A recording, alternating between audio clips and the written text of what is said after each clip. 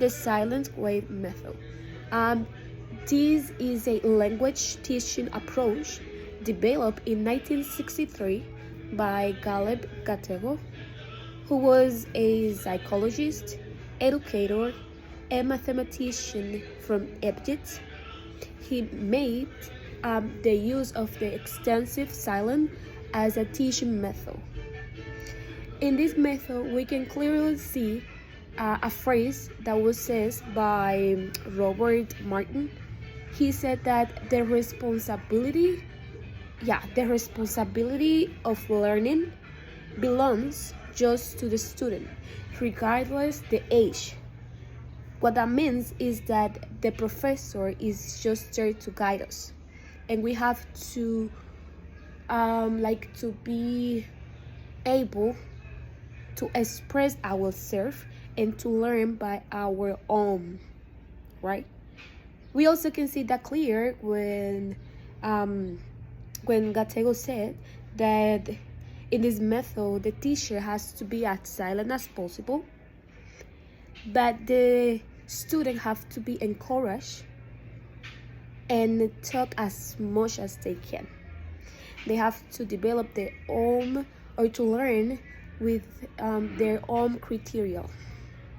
They have to use their own cognition.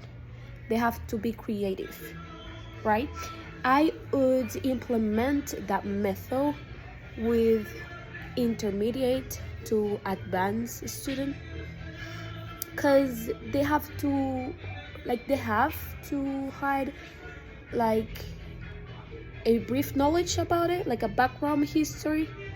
They need to have in order to handle this process with this specific method. I mean, of course, there are amounts of activities that we can implement with beginners or with basic, but it's not the same because they may be boring. That method is kind of boring, but for that person or for that students that likes mathematics, that they like solving problems, that they are those kind of students that are always concentrated and have to study in silent, but then they can do it. They can use that method.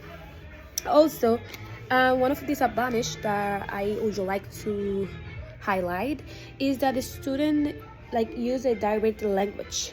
What that means is that they learn better when they can be active participation with their own learning, and they also increase the engagement. It's better when you do something by yourself, in this case learn. It's better when you research, right? It's even more better when the professor is just there to guide you. Then you can use your mind. Sometimes we just leave the homework, sometimes we just leave the responsibility to the professor. Oh, okay, let me study that concept. I just look for that screenshot on Google, right?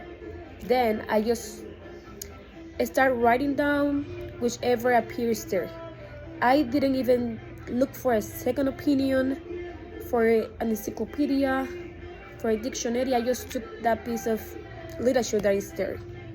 But then when you get into the classroom, you realize that your homework is basically a mess, that it does not match, just because we have the custom to live that the professor gives us the right answer. We just put it there to get a